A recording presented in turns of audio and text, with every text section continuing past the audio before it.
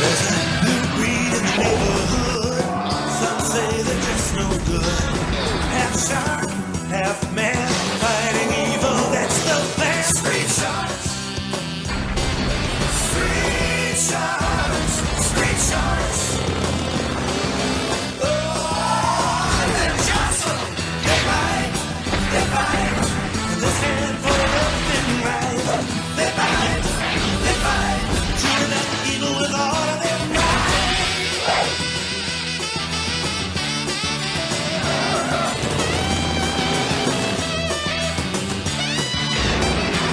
Street sharks. Street sharks. Street sharks. Street sharks. They bite. They bite. They stand for everything right. Street sharks. What's going on, everyone? It is me, back at it again with another toy review. Today we're going to be looking at the Mattel 30th anniversary line for Street Sharks. I recently got into it. I recently watched the show. It's pretty nice. And I put Ripster in his cage just to make sure he wouldn't escape for this review. So, without further ado, let's get started. Okay, let's see where that shark is. What the? How did he break out? Was it you? No, you can't do that. You can't completely demolish a cage. Who could have broken out of that cage? It was basically indestructible. Peekaboo. Okay, for real though, here's the 30th anniversary Mattel Street Sharks figure of Ripster. They've only released 3 so far, which was Ripster, Jab, and Slash. They are releasing Slamoo, Streaks, and Dr. Paradigm, or Paranoid, whatever you want to call him, in the fall, which I'm guessing is around maybe like October-ish time, which is when I pre-ordered them on Amazon. They're coming in October. But I do know that Street Sharks started back in 1994 and ran to about 1997, which, honestly, pretty impressive. They weren't TMNT material, but they were made to compete with the Teenage Mutant Ninja Turtles, because since Playmates made these mutant turtle figures, Mattel was like, hey, let's make them not turtles, but sharks, and they're crime fighters, and they defend the city from all these other mutants, like Slash, Slopster, Dr. Paranoid, and, all these other guys that are, trying to mess things up for the Street Sharks. And so far, they've released not only these 3, but they've revealed so many more, like Moby Lick, Slopster, Ravenous Ripster, Killamari, and a few others. But now, let's stop talking about history and let's get into the review. So before we talk about the figure, here is the box, which is very reminiscent of the 90s toys. And of course, there's the logo, Street Sharks, Try Me, I Bite. A little name tag there for Ripster, caution, power punching action. And on the side, there's of course another Try Me, I Bite with Ripster on the side. You can see on the back, there's this nice artwork like of the original cast of the first wave that came out. So of course we have Slopster, Dr. Paradigm, Slash, and of course then there's the Sharks. And the funny thing was, on the old packaging, Jab's eyes were actually like right here and not here, which is very funny. I'll show a photo of the old packaging. But overall, here is on the back, Bite is Might. So you press it on his fin to make him bite, and also twist him back, and he does a mega power punch, which honestly reminds me of the Kong from GVK, the Mega Punching Kong. He's down here, he's got a little bio, Bite is Might, his 4011 file, street skills, and his main shoes are motorcycles, barbells, monster trucks, and submarine sandwiches, which honestly, that's very cool that he likes submarine sandwiches. Same here, man. Also, the other ones to collect are Jab and Slash. I did actually pick up Jab not too long ago, which I found him at a local Target, but Slash I'm still looking for at the moment. And of course, Try Me, Press My Fin If You Dare. Another read-up about the Street Sharks. This box looks awesome, or should I say jawsome, but that's not the best part. See, the box also comes with a removable cage. How cool is this? Because originally, with the original boxes, these cages were cardboard, but now they're actually they're solid plastic, and you can take them apart. Look at that! You can take them apart however you want, make your own little display.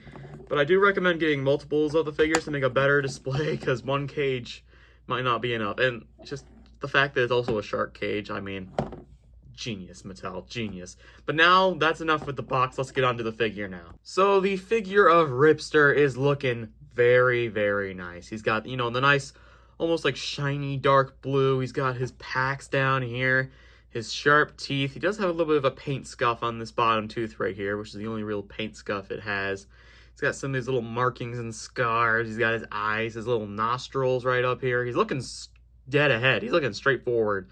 He's looking at someone who pissed him off this morning. But also, of course, there's more scars on this side, and there's more stuff down here. His arms are nicely detailed with all the musculature, and he even has fingernails on both hands. Yeah, he has fingernails. Didn't realize that. I honestly did not realize that whatsoever. He's got his belt loop and his belt buckle are nicely painted. You see the nice bright silver with the belt buckle.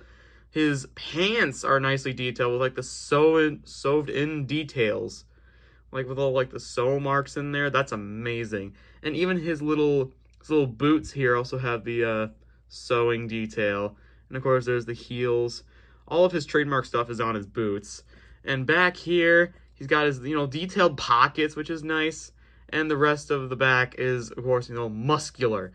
He ain't called Ripster for nothing, which, I mean, I can't blame him. So, detail looks amazing. Looks just about as good as the original figures. Maybe even better than the original figures, to be completely honest. And also, one thing that has improved about these figures is the articulation. Hit it, Maestro! So for articulation, the arms can go all the way around at the shoulder.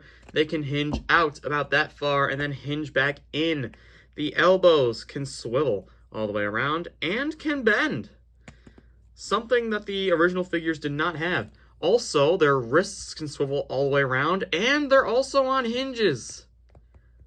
This is way more articulation than the original figures had. Same thing in the other arm, hinge at the shoulder, rotation all the way around. Same thing with the elbows. Of course, there's the hinge. And of course, there's the, you know, the wrist swivel, which is kind of harder to do on this wrist. And of course, the wrist also has a hinge.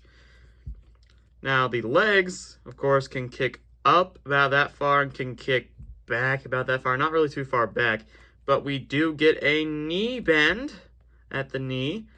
And I believe the knee is on a swivel. No, kinda.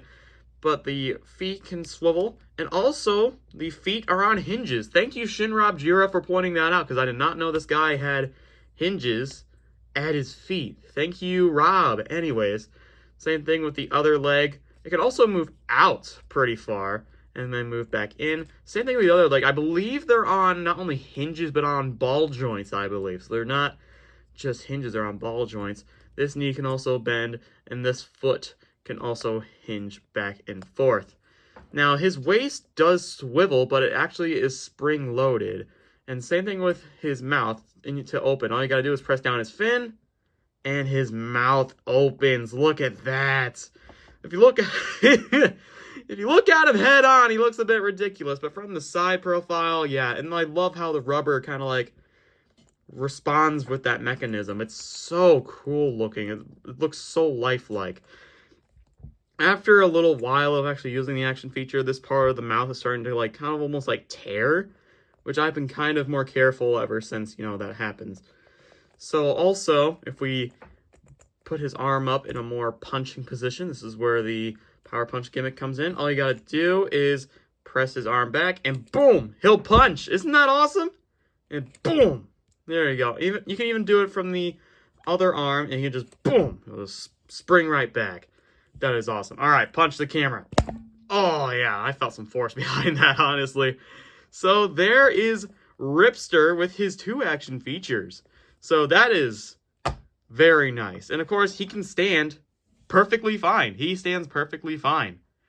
Honestly, if you're a Street Sharks fan and you're excited about these, definitely pick these up. They're about 25 bucks each. You can find them at Target, Walmart, and even buy them off of Big Bad Toy Store and Amazon. The second wave will be coming out in around October or November, around there. But now let's get into some quick size comparisons. Ripster and Tin Can, Ripster and Hiya Toys GVK Goji, Ripster and Ogra, and SH Figure Arts Ultraman Taro. I forgot his stand, so I'm just using my hand to prop him up. Overall, I love what Mattel is doing with their classic toy line, and they're bringing it back after 30 years. This is truly an improvement and will definitely get me more into Street Sharks as the years go on. So this was the Ripster review, and I'm very excited I'm getting these figures in hand, because I'm even trying to get the original figures, like the Metallics figures of Jab, Streaks, and all the other guys. So this guy is really cool. And for the next review, we will be checking out his brother in crime. Well, not really crime, but crime fighting, Jab, which I actually literally got this morning. I found him at Target. But either way, the next review will be Jab. So stay tuned. We will be doing a lot more reviews in the future. I'll see you guys next time. Peace. Jawsome!